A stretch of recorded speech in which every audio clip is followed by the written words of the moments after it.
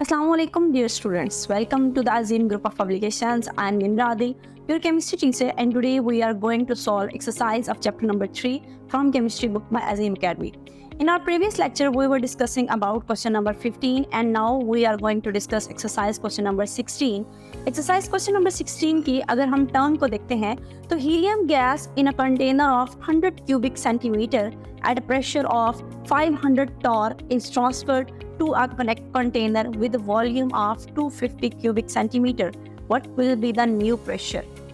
दो केसेस हैं आपके पास. फर्स्ट केस है if no change in temperature occur and second case है if its temperature change from 20 degree centigrade to 15 degree centigrade.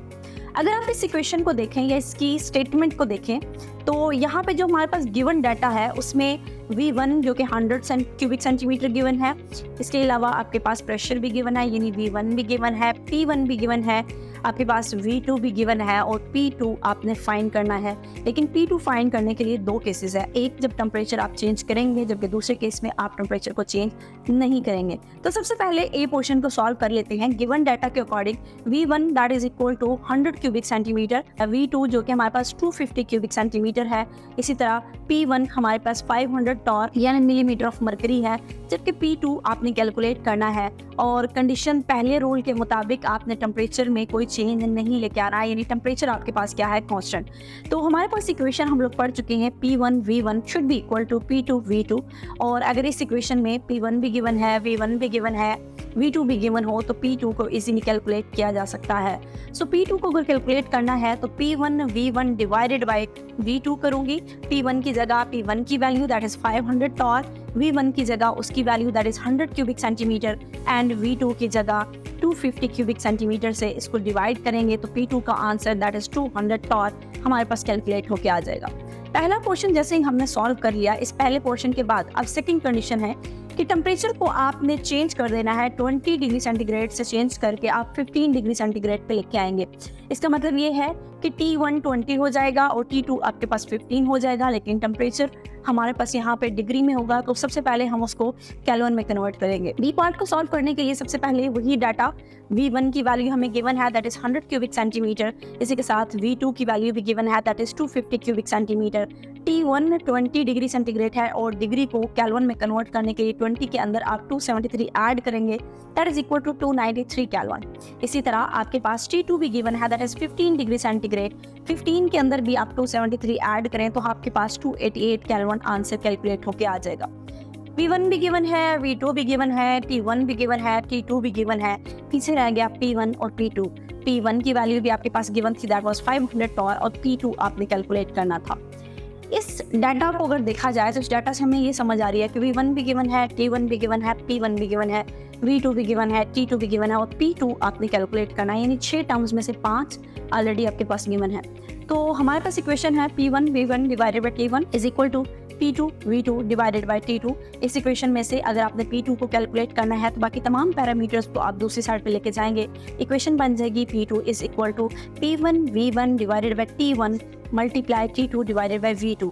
अब यहाँ पे P1 की जगह 500 टॉर पुट करेंगे, V1 की जगह आप 100 क्यूबिक सेंटीमीटर पुट करेंगे, T2 की जगह आप 288 केल्विन पुट करेंगे, जबकि ओवर में T1 की जगह T1 की वैल्यू 293 केल्विन पुट करेंगे और V2 की जगह 250 क्यूबिक सेंटीमीटर. अगर आप वैल्यू पुट करें तो हमारे पास P2 की एक आंसर कैलकुलेट होके आता है that is equal to 196.5 torr. इस तरह हम पार्शियल प्रेशर को या किसी भी चीज़ के प्रेशर को कैलकुलेट कर सकते हैं अगर आपके पास वॉल्यूम और टेम्परेचर का डाटा गिवन हो. यानी अगर 4 चीज़ें हैं उनमें से 3 आपके पास ऑलरेडी नोन है तो चौथी चीज़ कैलकुलेट हो सकती है. और अगर आपके पास 6 टर्म्स है तो उन 6 में से अगर आपको 5 टर्म्स नोन हो तो आप छठी टर्म्स को भी वहाँ से कैलकुलेट कर सकते हैं. उसके बाद नेक्स्ट क्वेश्चन की तरफ मूव करते हैं. क्वेश्चन नंबर 17 है what are the densities in kilogram per metre cube of the following gases at standard temperature and pressure. Standard अगर प्रेशर की बात की जाए तो स्टैंडर्ड प्रेशर हमारे पास 10 13 25 न्यूटन मीटर इनवर्स स्क्वायर होता है, जबकि टेम्परेचर हमारे पास 273 केल्विन को हम स्टैंडर्ड टेम्परेचर कंसीडर करते हैं. एंड मॉलिक्यूलर मास जो है वो हमारे पास किस में होना चाहिए, kg पर मोल में होना चाहिए. गैसेस जिनकी हमने डेंसिटीज कैलकुलेट करनी है हमारे पास एक मीथेन है, एक ऑक्सीजन है and the last one is hydrogen. तो सबसे पहले इस पार्ट को सॉल्व कर लेते हैं कि अगर आपने इसके डाटा को कैलकुलेट करना है तो हमारे पास टेम्परेचर जो है वो स्टैंडर्ड है, दैट इज़ 273 केल्विन। प्रेशर की वैल्यू भी फिक्स्ड है, that is 10 13 25 newton metre inverse square. जब केल्विन में टेम्परेचर है, प्रेशर की वैल्यू भी न्यूटन मीटर में आ रही है, तो आर की वैल्यू हमेशा हम 8.314 न्यूटन मीटर पर केल्विन पर मोल वाली वैल्यू को हम यूटिलाइज करते हैं। इस सोल्यूशन में देख लेते हैं, हमने मीथेन, हाइड्रोजन एंड ऑक्सीजन तीनों गैसेस की डेंसिटीज कैलकुलेट करनी है। तो सबसे पहले मीथेन गैस की डेंसिटी कैलकुलेट करते हैं। कैलकुलेट करने से पहले हमें डेंसिटी का फार्मूला पता हो। हमने डेंसिटी का फार्मूला जनरल गैस इक्वेशन में पढ़ा था, PV = nRT एक जनरल गैस इक्वेशन थी, और इस इक्वेशन के हमने एप्लीकेशंस में पढ़ा था कि जनरल गैस इक्वेशंस की मदद से हम किसी चीज़ का मॉलिक्यूलर मास और किसी चीज़ की डेंसिटी को कैलकुलेट कर सकते हैं। सो अगर आपने डेंसिटी कैलकुलेट करनी है तो डेंसिटी का फार्मूला है PM/RT = D, यानी density = pressure molecular mass divided by R general gas constant, और मल्टीप्लाई किससे करेंगे आप टेम्परेचर के साथ। इस फार्मूले को यूज करके आप किसी भी चीज की डेंसिटी कैलकुलेट कर सकते हैं। सबसे पहले अगर मैं बात करती हूँ मीथेन की, तो मीथेन का मॉलिक्यूलर मास कितना होता है? कार्बन एंड 4 हाइड्रोजन है, कार्बन का 12 और हाइड्रोजन के 4 ऐड करके तो टोटल हमारे पास जो मास बनेगा दैट इज 16 ग्राम पर मोल। लेकिन ये जो आंसर है ये ग्राम में है, उस ग्राम को मैं केजी में कन्वर्ट करूंगी तो 0.016 केजी पर मोल मेरे पास मास आ जाएगा मीथेन का, जो कि मॉलिक्यूलर वेट ऑफ मीथेन कहलाएगा। यानी सबसे पहले जो उसका फार्मूला था उससे मैंने एक मास कैलकुलेट किया, लेकिन वो ग्राम में था, तो उस ग्राम को मैंने केजी में कन्वर्ट कर दिया। अब उस फार्मूले की तरफ मूव करते हैं। D = PM/RT। तो P की जगह 10 13 25 की वैल्यू पुट हो जाएगी, जबकि मॉलिक्यूलर वेट की जगह 0.016 केजी पर मोल पुट हो जाएगा। R की जगह 8.314 न्यूटन मीटर, यहाँ पे 8.313 या 8.314 भी लिखा जा सकता है, न्यूटन मीटर पर केल्विन पर मोल पुट होगा। और टेम्परेचर की जगह 273 केल्विन की जब वैल्यू पुट होगी तो हमारे पास एक आंसर कैलकुलेट होके आता है, दैट इज 0.714 केजी पर मीटर क्यूब। ये हमारे पास डेंसिटी किस चीज़ की है? मीथेन की। इसी तरह अगर आपने डेंसिटीज कैलकुलेट करनी है ऑक्सीजन के लिए तो हम ऑक्सीजन का मॉलिक्यूलर वेट यूज़ करेंगे और फिर अगेन उसका डाटा से उसकी डेंसिटी को कैलकुलेट करेंगे। इसी तरह अगर हाइड्रोजन की डेंसिटी कैलकुलेट होगी, सेम फार्मूला यूज़ होगा, D = PM/RT, लेकिन अब मॉलिक्यूलर वेट हाइड्रोजन का यूज़ होगा। लेकिन मीथेन के केस में मॉलिक्यूलर वेट मीथेन का, ऑक्सीजन के केस में मॉलिक्यूलर वेट ऑक्सीजन का, एंड हाइड्रोजन के केस में हम हाइड्रोजन का मॉलिक्यूलर वेट ऐड करेंगे। सो नेक्स्ट पोर्शन जिसमें हमने ऑक्सीजन की डेंसिटी कैलकुलेट करनी है, सेम वही formula, density of oxygen PM/RT होगा। प्रेशर की जगह आप 10 13 25 वैल्यू पुट करेंगे, जबकि उसकी मॉलिक्यूलर वेट में अगर हम ऑक्सीजन की बात करें तो O2 है, यानी एक मॉलिक्यूल की बात है, एक ऑक्सीजन 16 है, तो यहाँ पे क्योंकि 2 ऑक्सीजन है तो 32 बनेगा, लेकिन 32 ग्राम पर मोल है तो ग्राम पर मोल को केजी में कन्वर्ट करेंगे तो 0.032 केजी पर मोल मेरे पास मॉलिक्यूलर वेट आ जाएगा ऑक्सीजन का। तो प्रेशर की जगह प्रेशर की वैल्यू 10 13 25 और उसके साथ मॉलिक्यूलर वेट में 0.032 किलोग्राम पर मोल। नीचे उसके हम R की वैल्यू और टेम्परेचर पुट करेंगे, R की वैल्यू 8.313 या 8.314 जिसको कहते हैं वो पुट करेंगे। टेम्परेचर सेम हमारा 273 केल्विन पुट होगा, तो हमारे पास एक आंसर आएगा डेंसिटी का, दैट इज़ 1.428 केजी पर मीटर क्यूब।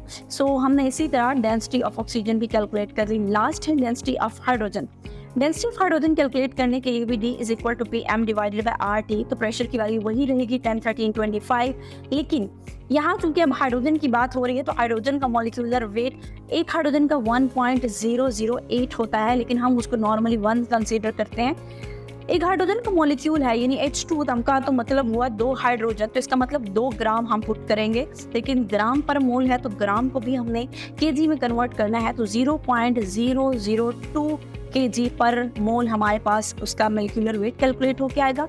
उसको डिवाइड करेंगे RT से, R की वैल्यू 8.3143 या 8.313 भी हम उसको कहते हैं, उसको मल्टीप्लाई करेंगे 273 के साथ, तो मेरे पास एक आंसर आएगा, that is the density of hydrogen is equal to 0.089 kilogram per metre cube. तो इस तरह हम किसी भी गैस की डेंसिटीज़ को कैलकुलेट कर सकते हैं, जैसा कि हमने मीथेन, ऑक्सीजन एंड नेक्स्ट हमने जो हाइड्रोजन गैस थी इनकी डेंसिटीज़ को कैलकुलेट किया। और इसी के साथ हम नेक्स्ट पोर्शन की तरफ देखते हैं। क्वेश्चन नंबर 17 का B पार्ट है, compare the values of the densities in proportion to their mole masses. Gases, यानी मैसेस के साथ साथ उनकी डेंसिटीज को कंसीडर करें। अगर मैं बात करती हूँ मैसेस की, तो हाइड्रोजन का मास है 2, लेकिन मीथेन का मास है 16, जबकि ऑक्सीजन का मास है 32। तो ऑक्सीजन का मास सबसे ज़्यादा है, और जो हमारे पास मीथेन है उसका ऑक्सीजन की निस्बतन कम है, और मीथेन का जो मास है वो हाइड्रोजन से ज़्यादा है, यानी हाइड्रोजन सबसे कम है, उसके बाद मीथेन है, और मीथेन के बाद फिर हमारे पास क्या है, ऑक्सीजन है। तो इन केसेस में ऑक्सीजन का मास सबसे ज़्यादा है, 32, फिर हमारे पास 16 है, और फिर क्या है 2। लेकिन जो हमने ऊपर डेंसिटीज़ की वैल्यू कैलकुलेट की, अगर उन डेंसिटीज़ में देखी जाए तो ऑक्सीजन की डेंसिटी 1.428 है, जबकि जो मीथेन है इसकी डेंसिटी 0.714 है, जबकि हाइड्रोजन की डेंसिटी 0.089 है। इसका मतलब ये है कि जिस गैस का मॉलिक्यूलर वेट ज़्यादा है उसकी डेंसिटी भी ज़्यादा है, क्योंकि D = PM/RT था। तो मॉलिक्यूलर मास और डेंसिटी का आपस में रिलेशनशिप डायरेक्ट था। तो जैसे जैसे मॉलिक्यूलर वेट बढ़ता गया डेंसिटी भी बढ़ती गई, जैसे जैसे मॉलिक्यूलर वेट कम हुआ डेंसिटी भी कम हुई, जिसकी वजह से ऑक्सीजन का मॉलिक्यूलर वेट ज़्यादा था तो उसकी डेंसिटी भी ज़्यादा थी। मीथेन का मॉलिक्यूलर वेट ऑक्सीजन से कम था तो उसकी डेंसिटी भी ऑक्सीजन से कम है, लेकिन हाइड्रोजन का मास जो कि सबसे कम है तो उसकी डेंसिटी भी सबसे कम ही है। इसी के साथ इसका सी पार्ट देख लेते हैं। How do you justify that increase of the volume up to 100 decimeter cube, या जिसको हम cubic decimeter भी कहते हैं, at 27 degree centigrade of 2 moles of the ammonia will allow the gas to behave ideally as compared to standard temperature pressure conditions। यानी आपके पास एक ammonia gas है और उसका वॉल्यूम जो है वो आपने इंक्रीज करके 100 क्यूबिक डेसीमीटर कर दिया है।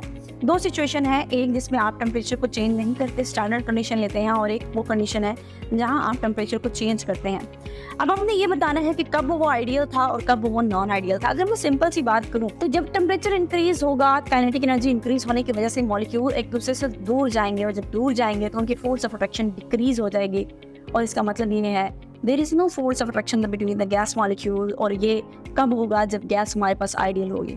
लेकिन अगर टेम्परेचर कम है, काइनेटिक एनर्जी कम है, मॉलिक्यूल एक दूसरे के करीब हैं, देयर मे बी चांसेस कि उनके दरमियान फोर्स ऑफ अट्रैक्शन हो, तो इस केस में वो आइडियल नहीं बल्कि नॉन आइडियल होंगे, क्योंकि वॉन डर वाल्स के मुताबिक इंडिविजुअल गैस या फोर्स ऑफ अट्रैक्शन गैस के मॉलिक्यूल्स के दरमियान डिवेलप हो जाए अगर, तो फिर हम कहते हैं कि ये नॉन आइडियल हो जाती है। तो इसके आंसर को देख लेते हैं।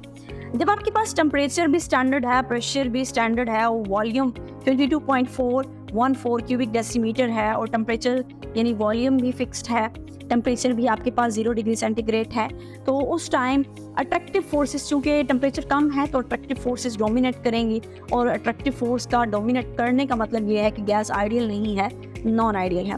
लेकिन जब आप टेम्परेचर को इंक्रीज कर रहे हैं, टेम्परेचर को इंक्रीज करके आप 27 पे लेके जा रहे हैं, यानी पहले T1 था, कम टेम्परेचर था तो फोर्स ऑफ अट्रैक्शन थी, लेकिन अब टेम्परेचर बढ़ाया, काइनेटिक एनर्जी की इंक्रीज हो गई, तो इसका मतलब ये है कि अब वॉल्यूम भी इंक्रीज कर जाएगा, और वॉल्यूम इंक्रीज होके 100 क्यूबिक डेसीमीटर हो जाएगा। इस हाई टेम्परेचर पे जो पहले फोर्स ऑफ अट्रैक्शन डेवलप हुई थी, अब वो फोर्स ऑफ अट्रैक्शन वीक होती होती हम कह सकते हैं कि उनके दरमियान अब फोर्स ऑफ अट्रैक्शन रही ही नहीं है, और जब उनके दरमियान फोर्स ऑफ अट्रैक्शन नहीं होती तो वो गैस नॉन आइडियल नहीं बल्कि आइडियल हो जाती है। सो आई होप कि आपको आज के लेक्चर की समझ आ गई होगी। आज के लिए इतना ही। अल्लाह हाफिज़।